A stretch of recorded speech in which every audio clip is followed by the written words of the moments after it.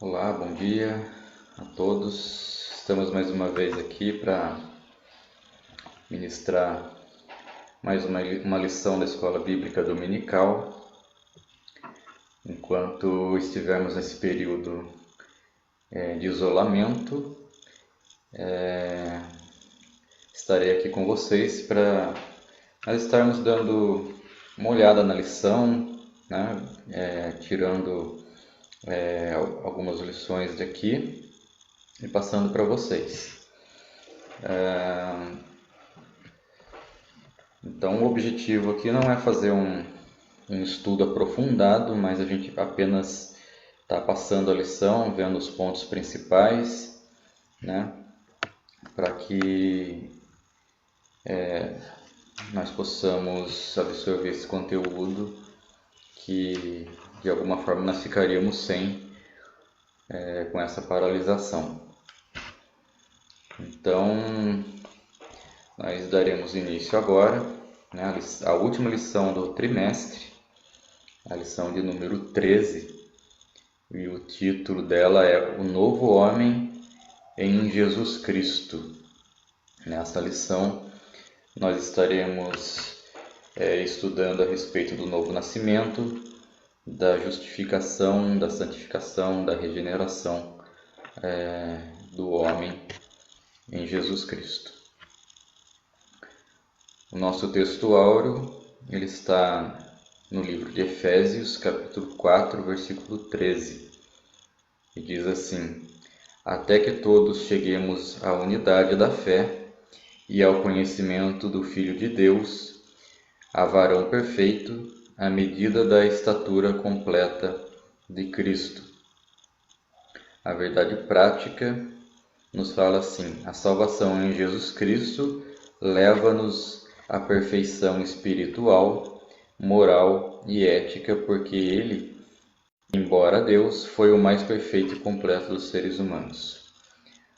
O que a gente já pode começar a entender aqui no texto áureo, né? Algumas palavras aqui: a área da fé, né? O conhecimento do Filho.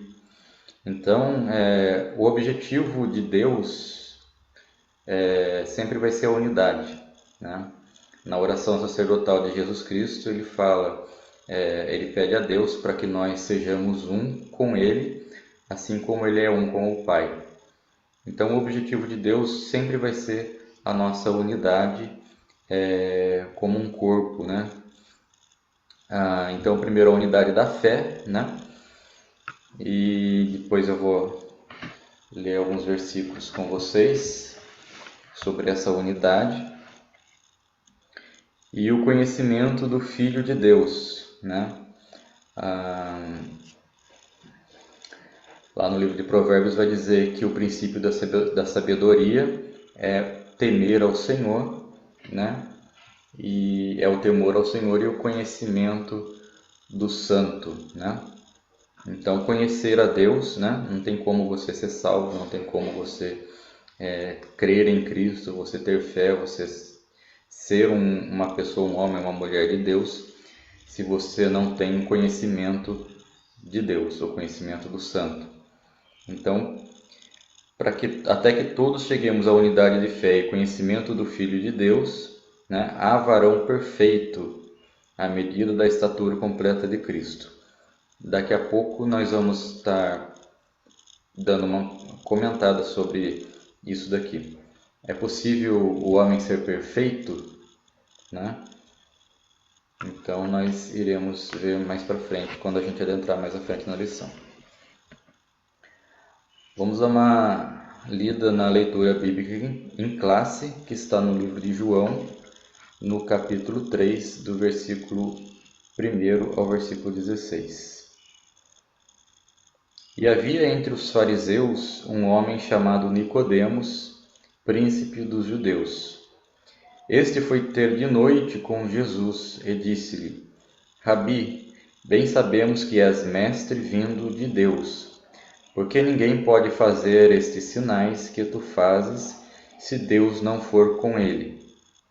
Jesus respondeu e disse-lhe: na verdade te digo que aquele que não nascer de novo não pode ver o reino de Deus. Disse-lhe Nicodemos: Como pode um homem nascer de novo sendo velho? Porventura, pode tornar a entrar no ventre de sua mãe e nascer? Jesus respondeu: na verdade te digo que aquele que não nascer da água e do Espírito não pode entrar no reino de Deus. O que é nascido da carne é carne, o que é nascido do Espírito é Espírito. Não te maravilhes de ter dito: necessário vos é nascer de novo. O vento assopra onde quer e ouves a sua voz, mas não sabes de onde vem, nem para onde vai. Assim é todo aquele que é nascido do Espírito. Nicodemos respondeu e disse-lhe: Como pode ser isso? Jesus respondeu e disse-lhe: Tu és mestre de Israel e não sabes isso? Na verdade te digo que nós dizemos o que sabemos e testificamos o que vimos, e não aceitais o nosso testemunho. Se vos falei de coisas terrestres e não crestes, como crereis se vos falar das celestiais? Ora, ninguém subiu ao céu, senão o que desceu do céu, o Filho do homem que está no céu. E como Moisés levantou a serpente no deserto, assim importa que o Filho do homem seja levantado, para que todo aquele que nele crê não pereça, mas tenha a vida eterna. Porque Deus amou o mundo de tal maneira que deu o seu Filho unigênito, para que todo aquele que nele crê não pereça, mas tenha a vida eterna. Então, um texto bem significativo, né? Esse texto fala de Nicodemos, que era um dos príncipes dos judeus, um homem conhecedor da lei, e ele vai ter com Jesus, ele vai buscar Jesus para talvez tirar as suas dúvidas, para perguntar. Só que uma coisa que chama atenção aqui é que ele foi ter com Jesus de noite, né? Talvez ele não queria que ninguém visse ele junto com Jesus, para que não fosse, de certa forma, acusado, para que ele não se sentisse, de certa forma, envergonhado ou qualquer coisa do tipo, né? Imagina só um fariseu, um mestre da lei, indo conversar com Jesus, esse homem que está por aí espalhando essas coisas, né, que eles se irritavam tanto com o que Jesus falava, né, e buscavam de todas as formas achar alguma acusação contra Jesus e não encontravam, né? Então Nicodemos ele se sentiu talvez atemorizado, qualquer coisa do tipo, de conversar com Jesus à frente de todo mundo, então ele foi procurar Jesus de noite. Então a primeira coisa que a gente pode entender aqui ou tirar desse texto você tem tido vergonha, você tem se sentido intimidado de mostrar que a sua fé, de mostrar que você crê em Cristo, né? Ou você tem buscado Jesus às escondidas, né?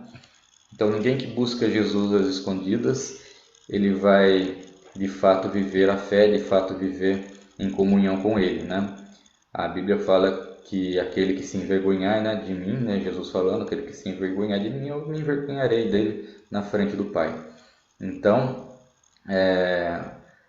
devemos buscar a Jesus às claras, né, onde a luz ilumina, né, onde todos podem ver, onde todos saibam que nós somos cristãos. Eu estive falando na classe das irmãs, alguns domingos atrás,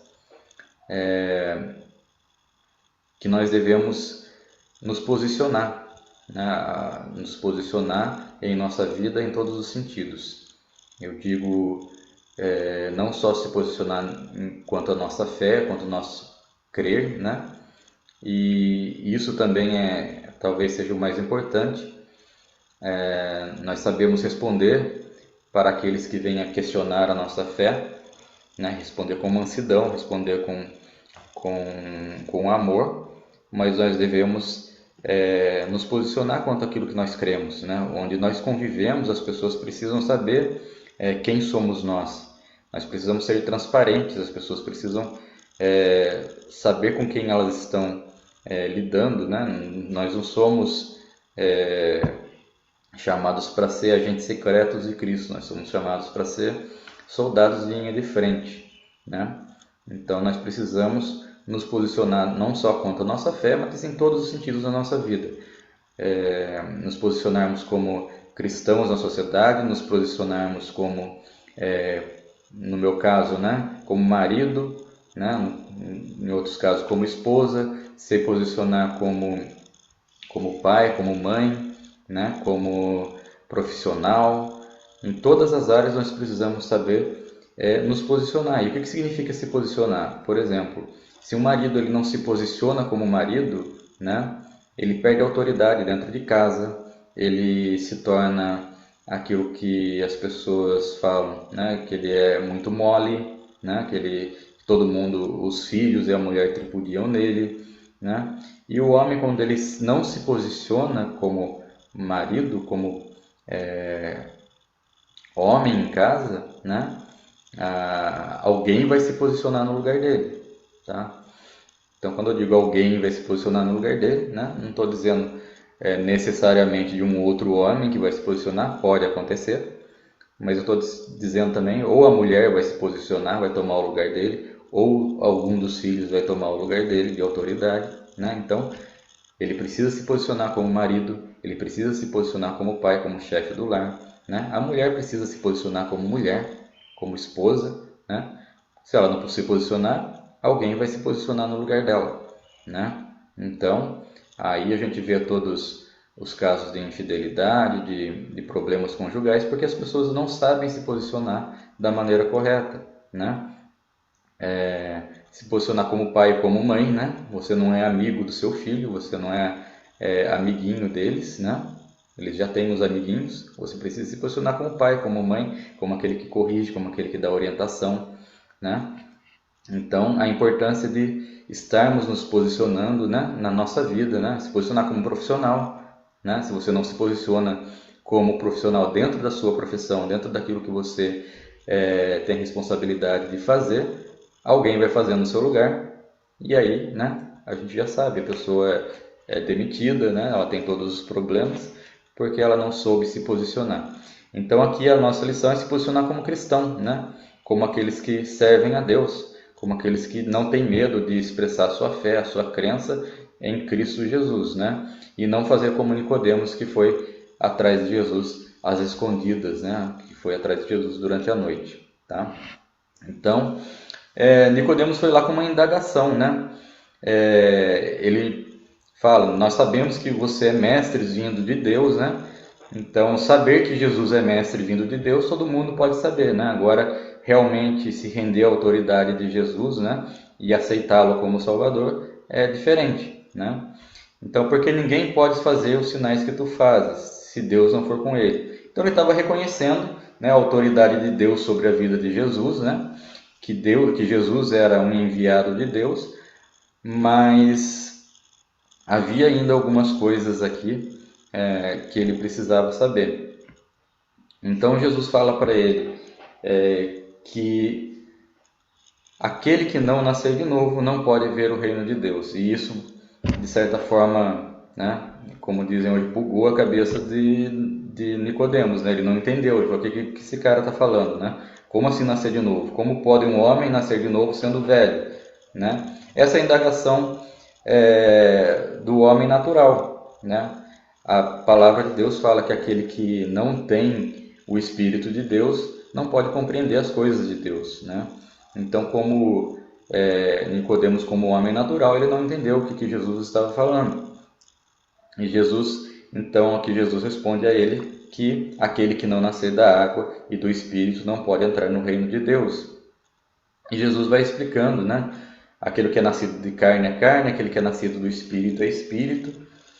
E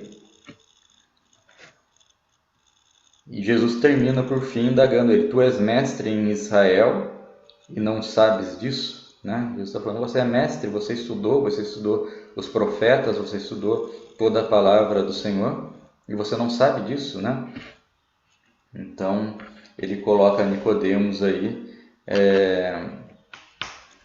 contra a parede, né? E Nicodemos, ele começa a perceber, né, que lhe faltava alguma coisa. O que significa nascer da água e do Espírito, né? Então, a gente vai lá para o livro de Ezequiel, se você tiver com a sua Bíblia aí, no livro de Ezequiel, no capítulo 36, a partir do versículo 25, né? Eu quero dar um alô aí para quem está assistindo com a gente ali ao vivo, né? A irmã Márcia, o irmão Guido, né? O Paulinho, o irmão Paulo, lá da Vila São José, um abraço. A irmã Janete também está ao vivo com a gente, né? Então vocês que estão acompanhando ao vivo, essa aula vai ficar gravada também para quem chegar depois, né? Nós tivemos que começar bem cedo hoje porque há uma previsão de que vai faltar energia aqui no bairro por causa da Bandeirantes estar fazendo manutenção, então a gente resolveu começar mais cedo para poder deixar gravado. Então Ezequiel capítulo 36, versículo 25, está dizendo assim: Aspergirei água pura sobre vocês e ficarão puros, e os purificarei de todas as suas impurezas e de todos os seus ídolos, né? Então aqui Deus prometendo a regeneração para o seu povo, ele fala que vai aspergir água pura, né, sobre eles. Então talvez Jesus estivesse referindo a essa passagem quando ele disse, né, aquele que não nascer da água e do Espírito não pode entrar no reino de Deus. Porque no versículo 27, Deus também vai falar aqui: porei o meu Espírito em vocês e os levarei a agirem segundo os meus decretos e a obedecerem fielmente as minhas leis. Tá? Então eu vou ler desde o 25 até o 27. Aspergirei água pura sobre vocês e ficarão puros. Eu os purificarei de todas as suas impurezas e de todos os seus ídolos. Darei a vocês um coração novo e porei um espírito novo em vocês. Tirarei de vocês o coração de pedra e lhes darei um coração de carne. Porei meu espírito em vocês e os levarei a agirem segundo os meus decretos e a obedecerem fielmente as minhas leis. Né? Então Deus aqui está prometendo a regeneração, né? Como que o homem seria regenerado, né? Porque se você estudar a história do povo de Israel, você vai ver que era um povo que ora estava andando em obediência a Deus, ora estava andando em desobediência, né? As coisas começavam a ficar boas, né? Eles estavam prosperando, então eles começavam a seguir a ídolos, né? Eles começavam a se misturar com os povos vizinhos, a deixar-se influenciar. Deus vinha, corrigia eles, mandava o profeta, anunciava que Deus estava trazendo o juízo. Eles mantinham o coração duro, eles não obedeciam, aí Deus trazia uma perseguição, uma guerra, um cativeiro, né? Aí eles iam para o cativeiro, aí se arrependiam, né? Viam que eles estavam em apuros, daí eles se arrependiam, buscavam a Deus, buscavam o perdão.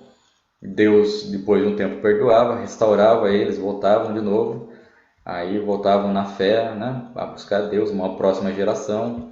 Aí passava aquela geração, eles se esqueciam de novo, voltavam de novo ao pecado, e assim era a história de Israel, né, caindo e levantando, né.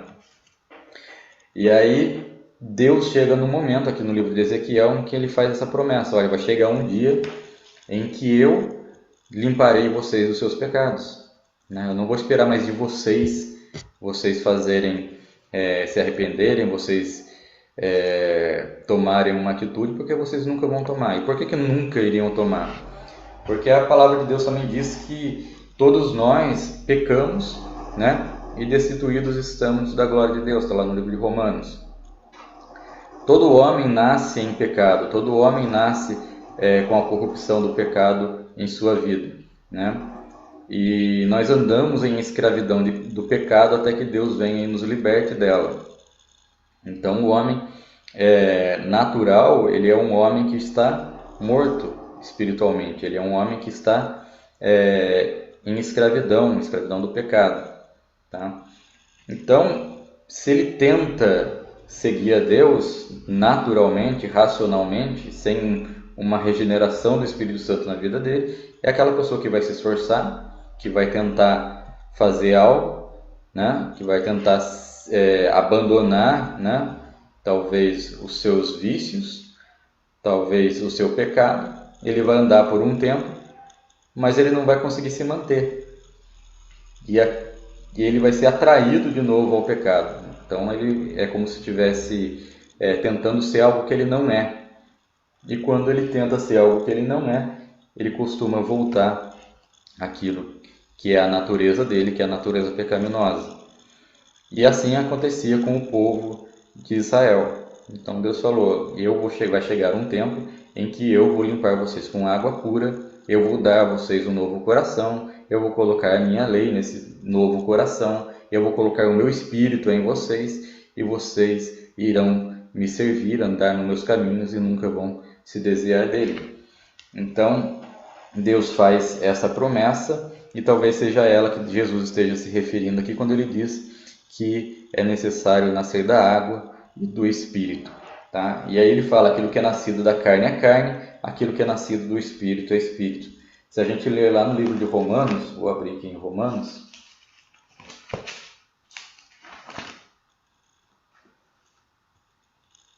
Romanos capítulo 8. Leia Romanos capítulo 8 inteiro e vocês vão entender.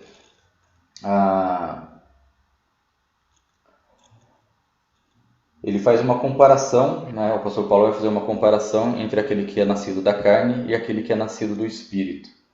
Quem vive segundo a carne tem a mente voltada para o que a carne deseja. Estou lendo o versículo 5 do capítulo 8. Quem vive segundo a carne tem a mente voltada para o que a carne deseja, mas quem vive de acordo com o Espírito tem a mente voltada para o que o Espírito deseja. Né? Então, em outras versões está dizendo: aquele que é segundo a carne, ele está inclinado para as coisas da carne. E aquele que vive segundo o Espírito, ele está inclinado para as coisas do Espírito. Aquele que é carnal, ele tende a buscar aquilo que satisfaz a sua carne, o pecado, os prazeres, né? Os prazeres da carne, os prazeres mundanos. Então, a tendência dele é se inclinar para essas coisas. Agora, já aquele que é nascido do Espírito, ele busca agradar a Deus, ele busca viver uma vida de separação do pecado, ele busca estar e fazer a vontade de Deus. Então, essa é a diferença daquele que é nascido do Espírito e aquele que é nascido da carne. Só para a gente contextualizar, eu gosto muito de lembrar lá do princípio, em Gênesis, né? Quando Deus fala das duas sementes, né? A semente da mulher e a semente da serpente, né? E tem gente que faz fábulas em torno dessa fala, né? Desse versículo, em que Deus fala da semente da mulher e da semente da serpente. Eu vou ler aqui com vocês, Gênesis capítulo 3.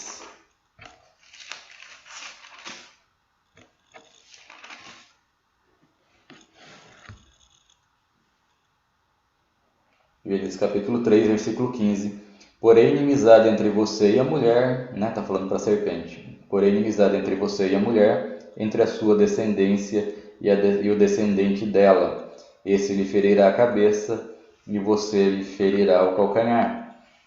Então, qual que é a descendência aqui? A descendência da mulher é Cristo, né? Ele estava falando, Deus já estava falando de Cristo, né? E aí a gente faz a comparação entre aqueles que são nascidos da carne, ou seja, aqueles que nasceram no primeiro Adão, né? Todos nós somos descendentes desse primeiro Adão, o Adão de Gênesis, e nele nós herdamos o pecado, a semente do pecado, né? E aqueles que são nascidos do segundo Adão, que é Jesus Cristo, né? Do último Adão, esses nascem da água e do Espírito. Então, nascendo da água e do Espírito, eles nascem de novo, né? É isso que Jesus estava tentando explicar para Nicodemos, né?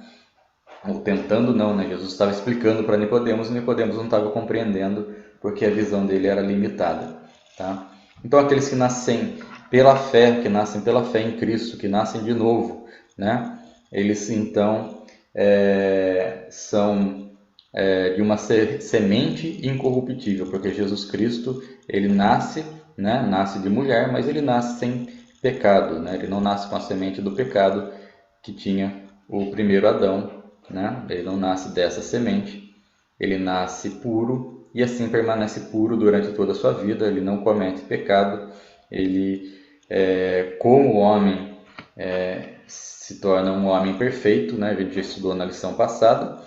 E dessa perfeição de Cristo, né? Na cruz, na obra da cruz do Calvário, como eu já falei, foi uma obra vicária, ou seja, uma obra de substituição. Ele nos substituiu lá, ou seja, ele tomou o nosso pecado, a nossa transgressão sobre si, pagou a pena no nosso lugar e também, não só, como se não bastasse isso, a perfeição dele, a justeza dele, né? A vida justa dele foi colocada sobre nós. Então nós recebemos de Cristo a sua justiça, né? É por isso que nós vamos ver aqui mais para frente na lição que Deus, quando o pecador se converte a Cristo, né, Deus olha para ele como perfeito, como santo, porque ele está recebendo a justiça que foi de Cristo nessa troca que houve na cruz do Calvário. Então, ou o homem ele permanece durante a sua vida toda sendo da semente de Adão, da semente pecaminosa, ou ele tem um novo nascimento e ele se torna da semente incorruptível do último Adão, de Jesus Cristo. Então, a gente vai falar agora do primeiro ponto aqui da lição, o novo nascimento, né? O novo homem. Nascido não do sangue nem da carne. Então vamos lá para João. Deixa eu abrir aqui. João capítulo... Evangelho de São João, capítulo 1.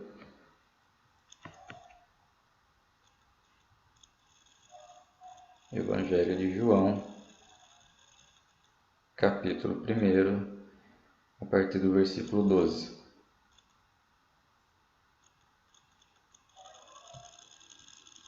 Podemos ler até do versículo 11. Veio para o que era seu, e os seus não o receberam. Mas a todos quantos o receberam, deu-lhes o poder de serem feitos filhos de Deus, aos que creem no seu nome.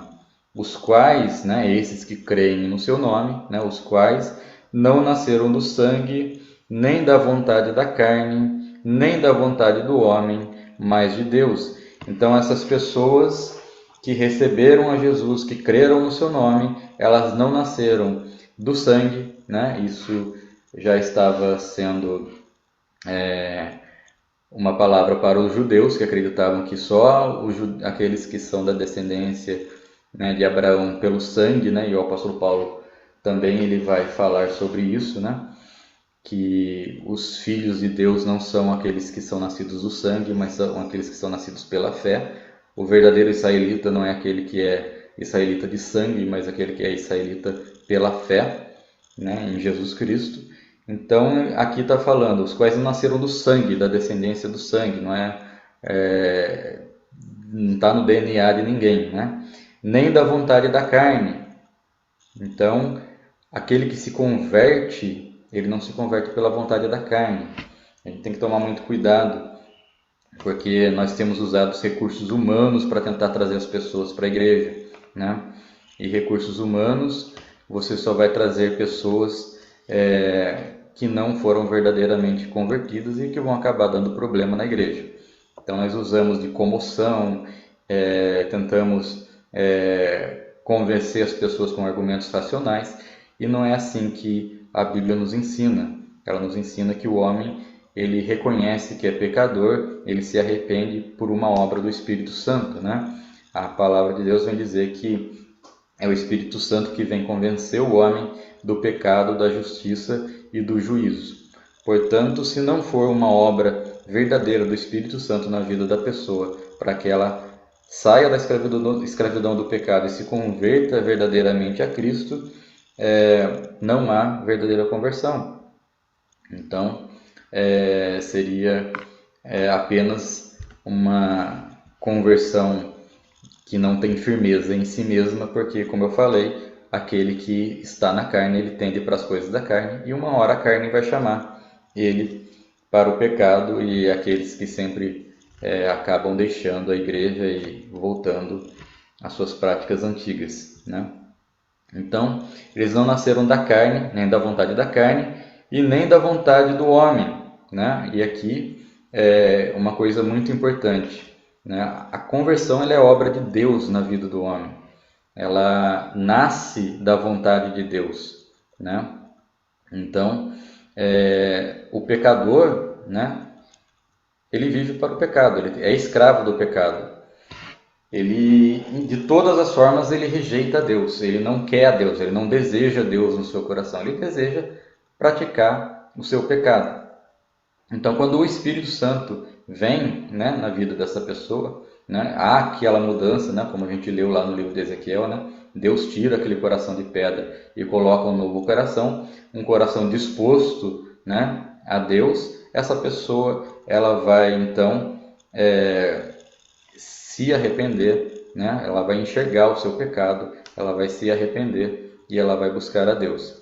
Então essas pessoas não nasceram de novo pelo sangue, não nasceram da vontade da carne, não nasceram da vontade do homem, mas nasceram da vontade de Deus, eles nasceram de Deus, tá?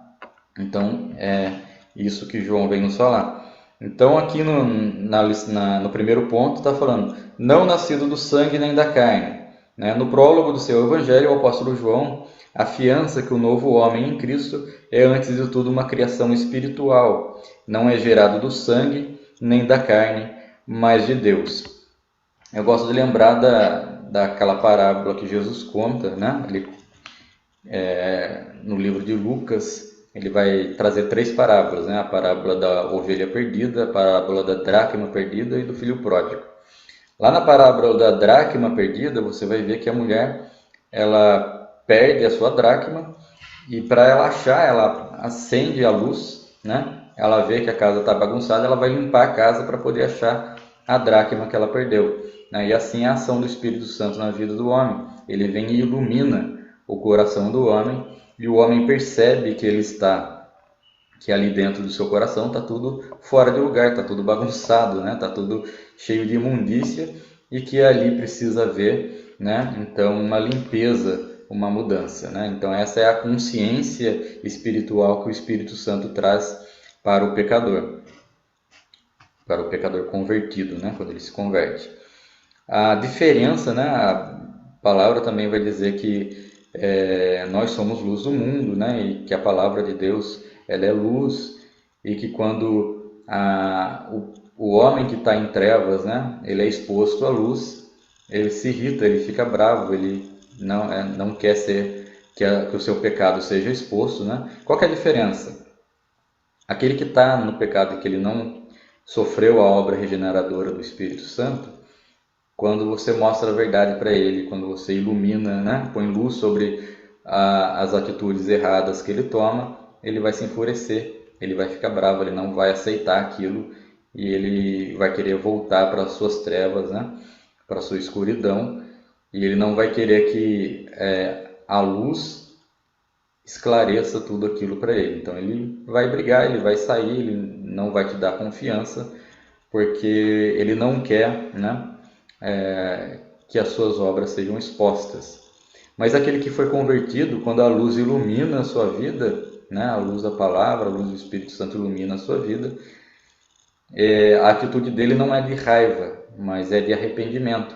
Ele percebe aquilo que estava errado, tudo o que ele fez errado, e ao invés de, como pecador, ficar bravo, ficar irritado, ele chora, ele se arrepende, ele se prostra aos pés de Cristo, ele pede misericórdia, e aí é onde há o novo nascimento, tá?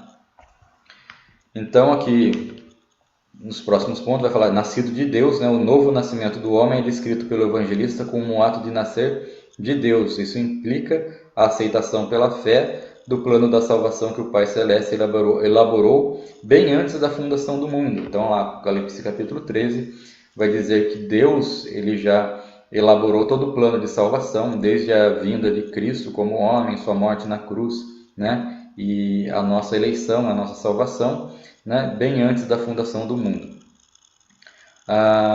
Então, o homem torna-se uma nova criatura. Eu não vou ler todas as referências que eu vou citar, porque senão a gente vai perder muito tempo. Mas lá em 2 Coríntios, capítulo 5, né, o apóstolo Paulo vai falar da nova criatura, né? Se alguém está em Cristo, ele é nova criatura, tá? Então, alguém só pode ser nova criatura se ele estiver em Cristo, né? Aquele que não está em Cristo não tem como ser nova criatura. E o que significa ser nova criatura? Realmente quando há a obra de regeneração na vida do homem, ele passa por uma transformação que tem a ver com a sua própria natureza, tá? Então eu costumo dar o exemplo de uma ilustração, né? É como se fosse um porquinho que vive na lavagem, que vive no chiqueiro, todo sujo. Você vai lá, dá banho nele, limpa ele, deixa bonitinho o porquinho, põe lacinho na cabeça. Quando você solta ele, ele volta para onde? Volta para o chiqueiro, volta para a lama, né?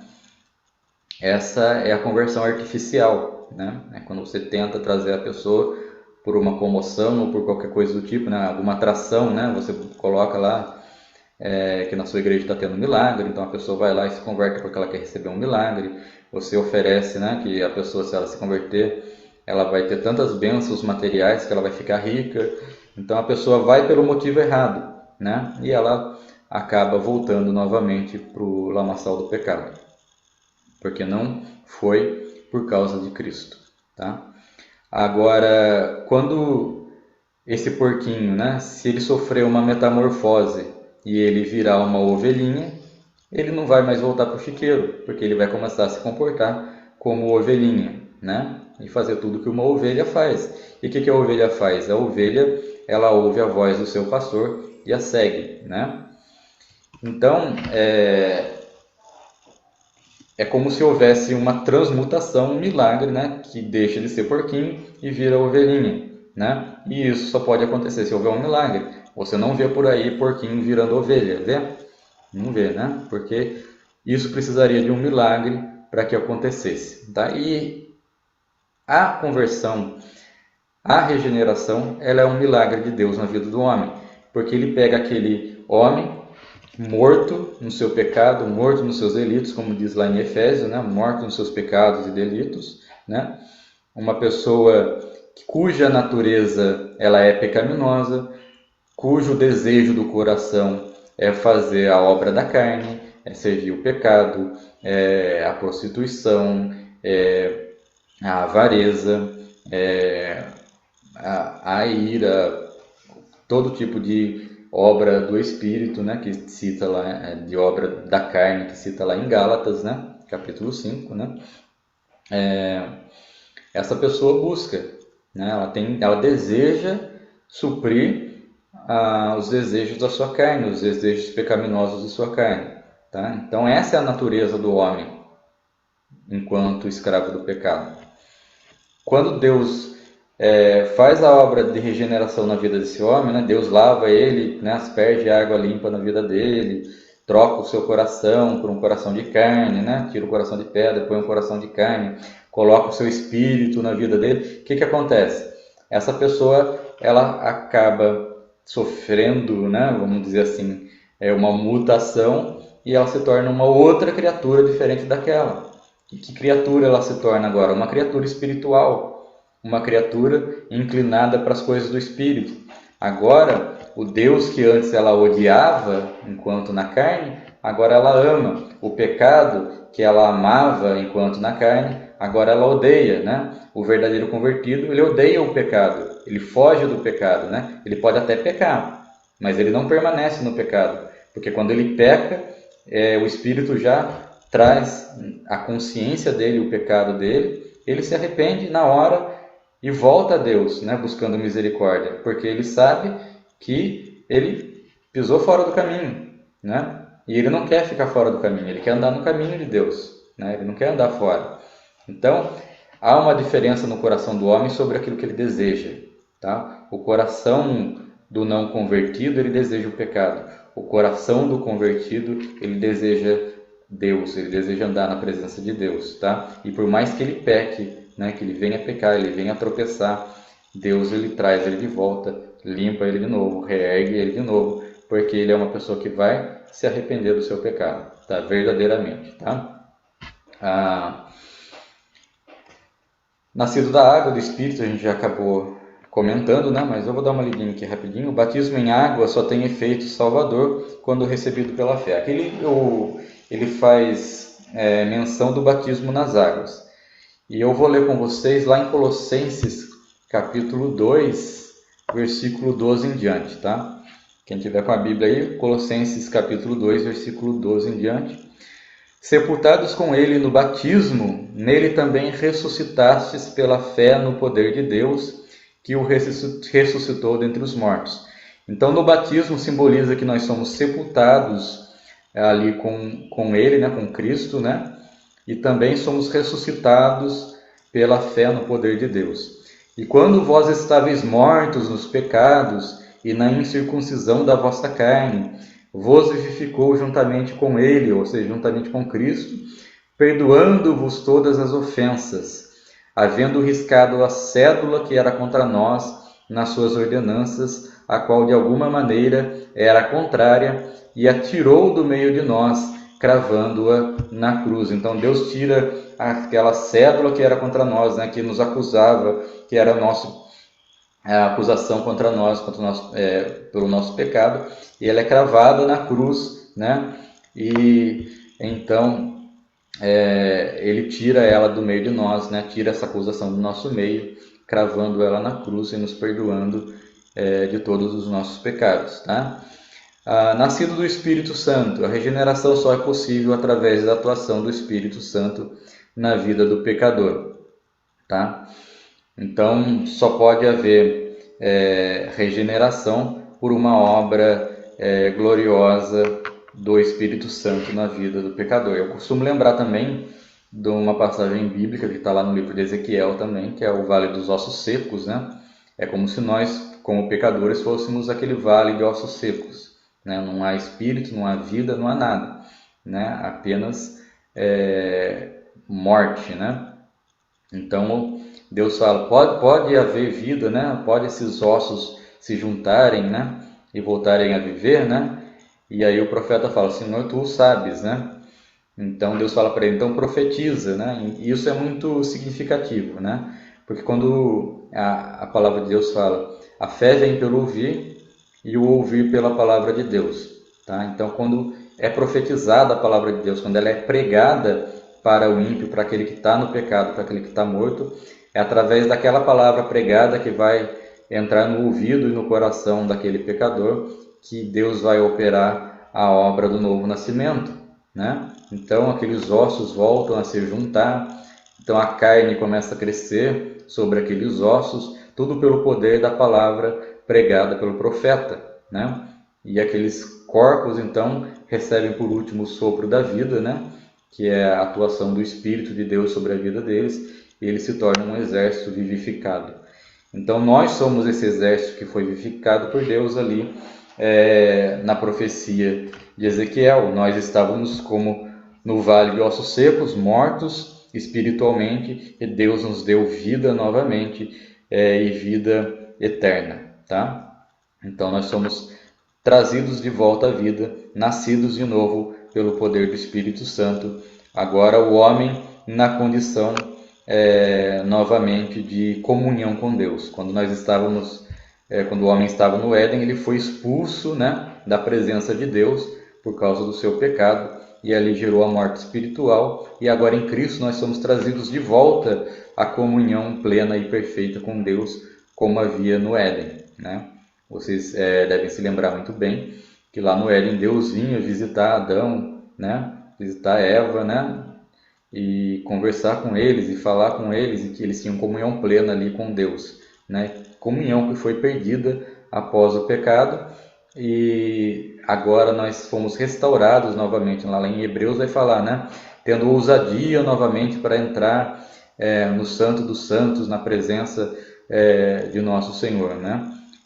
Durante muito tempo, o Santo dos Santos só podia entrar ali o sumo sacerdote para fazer um sacrifício uma vez por ano em prol do pecado do povo, né? E agora nós temos livre acesso, porque a cortina foi rasgada de cima a baixo, né?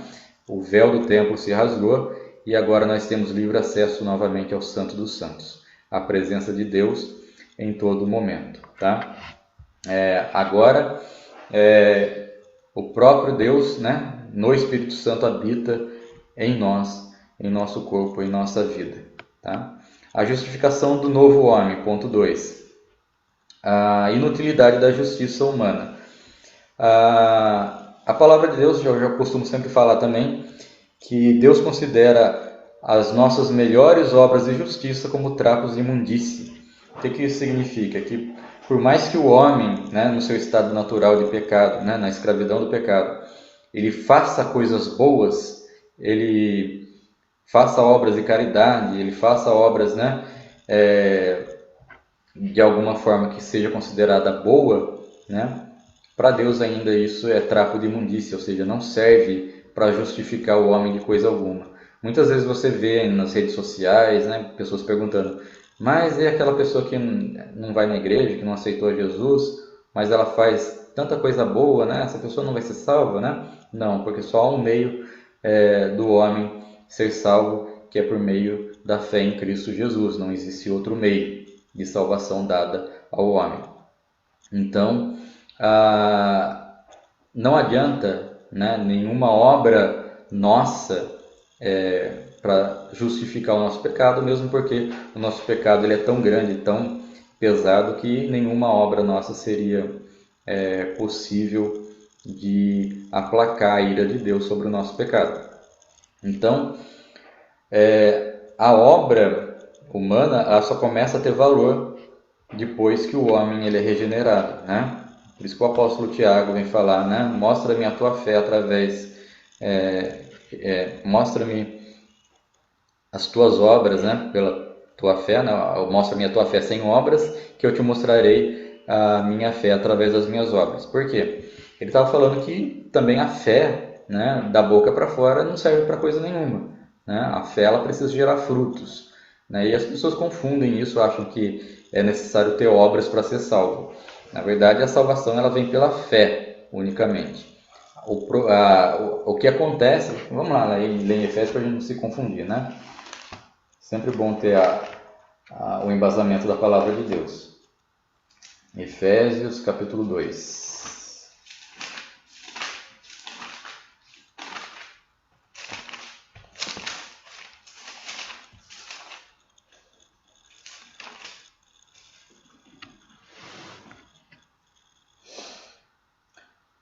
Efésios 2, capítulo 2, versículo 8. Pois vocês são salvos pela graça por meio da fé, e isso não vem de vocês, é dom de Deus. Então a salvação é pela graça mediante a fé. E isso não vem de nós, é dom de Deus. Não por obras, para que ninguém se glorie. Então não é das nossas obras, das nossas atitudes boas que nós vamos ser salvos. É pela graça por meio da fé. Porque somos criação de Deus, realizada em Cristo Jesus, para fazermos boas obras, as quais Deus preparou para nós de antemão para praticarmos. Então as boas obras Deus já preparou para aqueles que seriam salvos para praticarem por intermédio de Cristo Jesus. Então aquele que é salvo, aquele que foi regenerado, aquele que foi transformado por Cristo, ele vai praticar as boas obras, né? Porque é o Espírito Santo que vai trabalhar isso na vida dele, e é o que a gente vai ver no próximo ponto, que é a santificação. Então, o homem, ele praticará obras, né, de justiça, boas obras, né, por ação do Espírito Santo na vida dele. Então, agora nós que somos convertidos, nós que professamos fé em Cristo, né, nós não vamos ter uma fé morta, uma fé inerte, né? Aceitei a Cristo como Salvador e agora está tudo certo, né? Nós vamos ser impelidos pelo Espírito Santo a fazer boas obras, né, na direção de Deus, tá?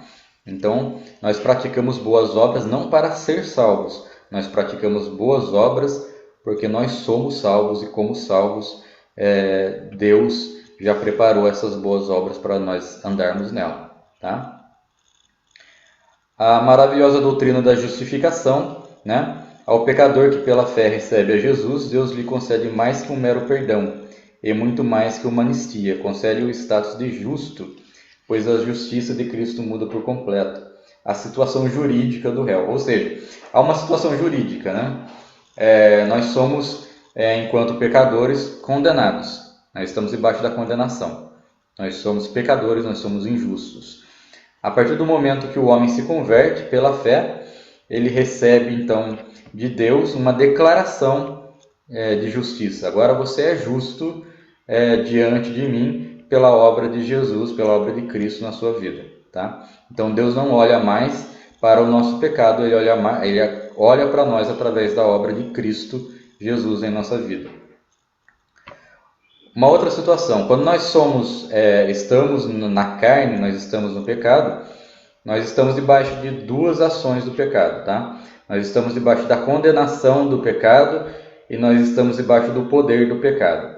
A condenação do pecado, ela significa que não importa se você matou, se você roubou, se você adulterou, se você fornicou, se você fez qualquer outro tipo de pecado. Não importa se você praticou ou não. Até um pregador que fala, se houvesse a hipótese de um homem nascer e ele nunca cometer pecado na sua vida, né, que ele nunca cometesse pecado, mesmo ele nascendo em pecado, ele nunca cometesse pecado, ele já seria condenado porque ele está debaixo da condenação do pecado. Tá? Se ele não aceitou a Cristo, ele está debaixo da condenação do pecado. Não importa se ele praticou ou não o pecado, ele está debaixo da condenação. Agora, o poder do pecado é aquilo que age na vida do homem, levando ele a cometer o pecado, o ato de pecar. Tá? Então, todo aquele que nasce em pecado, já nasce debaixo da condenação do pecado, a condenação de Deus já está sobre a vida dele, e ele vai praticar, né, por causa do poder do pecado, praticar atos pecaminosos durante a sua vida. Agora, quando nós somos regenerados, nós somos salvos, né? Nós reconhecemos Cristo como nosso único e suficiente Salvador, nós somos regenerados pelo poder do Espírito Santo, nós somos libertos, primeiro, da condenação do pecado. Então, aquela cédula que havia sobre nós e que foi cravada na cruz é disso que está falando. Não há mais condenação, né? Não há mais condenação para aqueles que estão em Cristo Jesus, né? Assim que o apóstolo Paulo fala. Então a condenação do pecado foi tirada do nosso meio. Mas e o poder do pecado? Né? Também foi vencido na cruz do Calvário. Tá? Então o poder do pecado já não tem mais poder sobre nós. Tem um hino da harpa que fala, né, que nós fomos, né, resgatados fomos para nunca mais pecar. Então é basicamente isso mesmo. Nós somos resgatados por Deus para agora viver uma vida de justiça diante dele, não uma vida de pecado. Aí a pessoa pergunta, meu irmão Sandro, a gente não peca? A gente peca, né? É óbvio que a gente peca, mas a gente não está mais debaixo do poder do pecado, porque qual que é a diferença? As pessoas até falam, né? Mas quando você fala, né, que Deus já perdoou todos os nossos pecados na cruz do Calvário, né? Então Deus perdoou realmente todos os nossos pecados, que nós já cometemos e que nós vamos cometer ainda. Então se você cometer algum pecado, né, mais para frente, depois de receber a salvação, você não perde a sua salvação porque você cometeu aquele pecado, porque Deus já perdoou esse pecado, porque ele já foi carregado na cruz do Calvário. Aí você fala, então eu posso pecar à vontade? Então se você pensa desse jeito, toma cuidado, você ainda não foi regenerado, tá? Você está querendo satisfazer a sua carne ainda, né? Porque aquele que foi regenerado, aquele que foi transformado, ele não tem mais desejo de pecar. Então, quando você fala para ele, olha, todos os seus pecados foram perdoados, ele não vai pensar, então agora eu posso pecar, porque já está tudo perdoado mesmo. Ele vai ter temor no seu coração e vai falar, eu não vou mais pecar, né? Eu vou buscar seguir a Cristo, seguir o meu mestre, né? A palavra fala, né, que o amor de Cristo nos constrange, né? Tem uma ilustração que o Josemar Bessa trouxe. Ele fala: se um assassino matasse o seu irmão, matasse o seu pai, matasse alguém da sua família com uma faca, né? E você não iria querer usar aquela faca para depois estar fazendo qualquer outra coisa com ela que uma faca faz, né? Cortar um pão, cortar uma carne. Você não ia querer nem ver aquela faca na sua frente, porque aquele objeto foi que tirou a vida do seu ente querido. E você não ia querer ter amizade com o assassino, né? Você iria querer que justiça fosse feita, que aquele assassino pagasse pelo crime que ele cometeu. Da mesma forma, o pecador, o ser humano, quando ele é nascido de novo, quando ele recebe a Cristo como Salvador, ele entende que foi o pecado que ele cometeu, que estava sobre Cristo ali na cruz do Calvário, né? Cristo morreu por causa do nosso pecado. Você não vai querer andar com um assassino que matou o seu mestre, que matou o seu Senhor, né? Que levou ele à morte. Você não vai querer andar em companhia do seu inimigo, né? Você vai querer viver por aquele que por você morreu e ressuscitou, né? Como diz lá em 2 Coríntios, tá?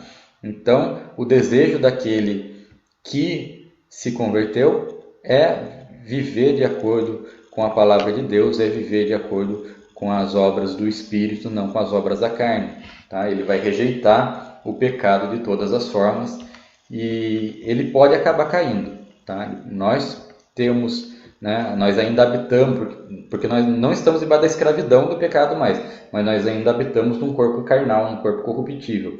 Então nós estamos sujeitos a pecar. E quando nós pecamos, o Espírito Santo ilumina a nossa consciência, nós nos arrependemos, nós voltamos a Deus, nós pedimos perdão, nós clamamos por perdão, apesar de que nós sabemos que nós já estamos perdoados, ainda assim manifestamos o nosso arrependimento diante de Deus e voltamos. A diferença está em que o crente, ele peca, mas ele não permanece no pecado, ele não vive no pecado. O ímpio, ele peca de novo e ele continua pecando repetidamente porque ele vive no pecado, tá? Essa é a diferença. Então jamais você vai ver alguém que foi nascido de novo querendo viver no pecado. Se ele vive no pecado, ele ainda não foi regenerado, tá? E para a gente concluir a santificação, tá? Então nós vamos falar de 3 aspectos da santificação. Primeiro, a santificação posicional. O que é a santificação posicional? Como eu falei para vocês, quando o pecador ele se arrepende e ele aceita Cristo como Salvador, ele já é declarado santo diante de Deus. Deus o declara: agora você é santo, você é separado, mesmo que ele ainda tenha um longo caminho a percorrer na sua vida, né? Ele ainda tenha muitas coisas para limpar, né, na sua vida, muitas arestas para aparar, porque ele ainda é novo convertido, ele ainda precisa, né, de uma longa caminhada aí de aprendizado e tudo mais, mas ele já é declarado santo diante de Deus. Isso é santificação posicional. Recebeu a Cristo como Salvador, já é considerado santo diante de Deus. Aí vem a santificação procedimental, né, ou como processo, como que fala. O que isso quer dizer? Que ao longo da caminhada nossa como cristão, desde o momento em que nós aceitamos a Cristo como Salvador, até o dia em que Jesus vier nos buscar, né, seja vier nos buscar no arrebatamento, ou vier nos buscar no dia que nós morrermos, né, que eles nos chamar, né, todos os dias de nossa vida até lá nós estamos progredindo, né, em santificação. O Espírito Santo está trabalhando na nossa vida, né, mostrando o que mais precisamos corrigir, tá? É como uma vez eu li o Max Lucado falando sobre a esposa dele, né? Eu acho que todo homem sabe o que é isso, né?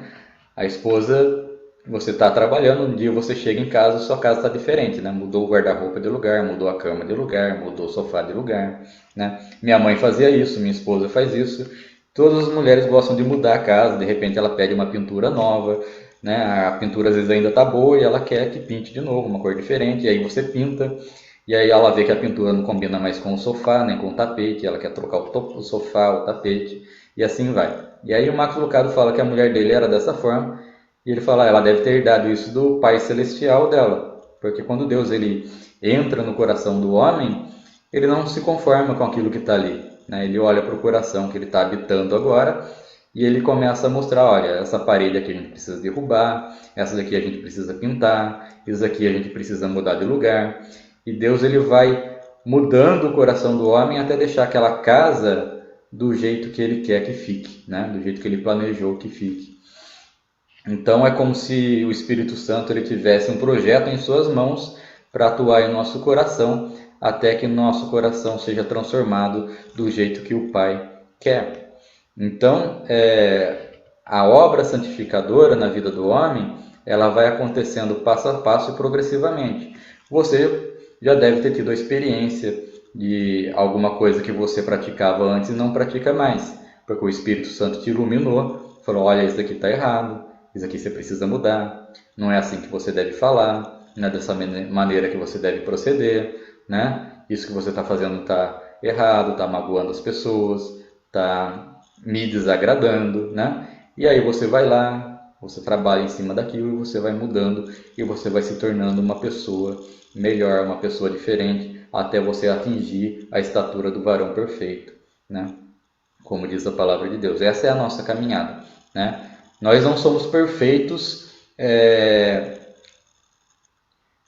como eu posso dizer, nós não somos perfeitos nas nossas atitudes, nas nossas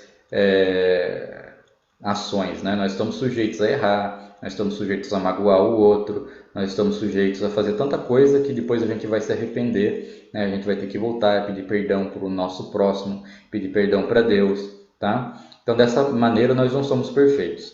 Mas por causa da santificação posicional que a gente viu, diante de Deus nós já somos perfeitos, porque nós herdamos de Cristo Jesus essa perfeição, tá? Então Deus nos olha como perfeitos, mas Ele sabe que nós somos pó, né? Que nós somos fracos, que nós estamos sujeitos a errar, e Ele vai, como um pai que corrige o seu filho, vai nos corrigindo ao longo da nossa caminhada, para que nós sejamos cada vez melhores, que nós venhamos errar cada vez menos, tá?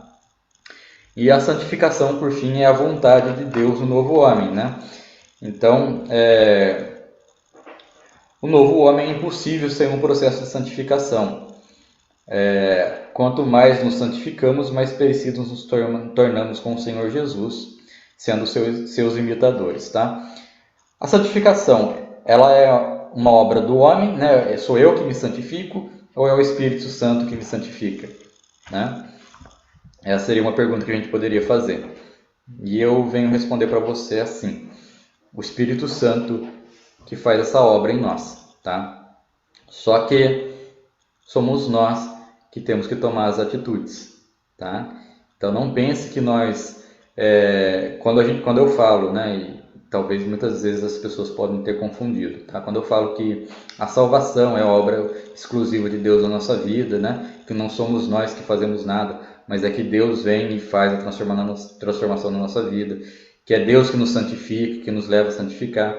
Não significa que nós estamos parados e inertes nisso tudo, tá? É necessário levantar as mãos, é necessário confessar com a boca que você se arrepende, é necessário você demonstrar frutos de arrependimento, é necessário você realmente confessar Cristo como Salvador, é necessário você buscar a santificação, é necessário você se esforçar, você abandonar o pecado, né? Abandonar aquilo que antes você fazia, tá? Ué, mas então é obras ou é o Espírito Santo? Então as pessoas não conseguem conciliar as duas coisas. O que eu digo é o seguinte: quando o Espírito Santo passa a habitar a nossa vida, ele age em nós da seguinte forma. Lembra que eu falei do desejo? O desejo do coração do pecador, ele deseja o pecado. E o desejo do regenerado, ele deseja Deus. E ele deseja fugir do pecado. É isso que o Espírito Santo faz. Ele coloca na sua vida a vontade de obedecer a Deus e a vontade de abandonar o pecado. Tá? É isso que vai fazer você deixar de praticar aquelas coisas que você antes praticava e mudar. Por que que a gente deixa de falar certas palavras que a gente falava, de praticar certos atos que a gente praticava, porque o Espírito Santo gerou em nosso coração o arrependimento e a vontade de mudar, tá? Então ele nos dá a vontade e é nós que vamos operar essa mudança então em nós mesmos, tá? Então é obra do Espírito Santo, mas também é necessário a ação do homem, tá? Nós não estamos aí inertes, né, parados, esperando que caia do céu, tá?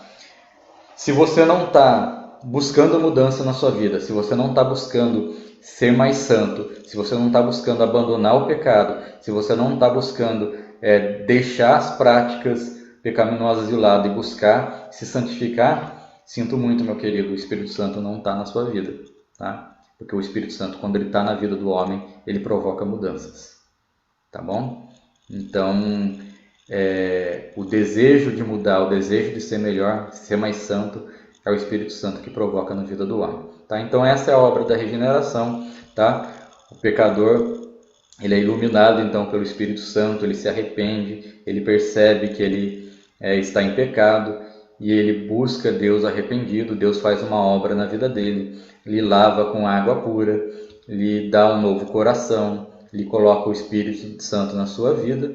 E a partir disso está tudo pronto? Não, agora o Espírito Santo começa a trabalhar numa obra de santificação até o último dia da sua vida, tá?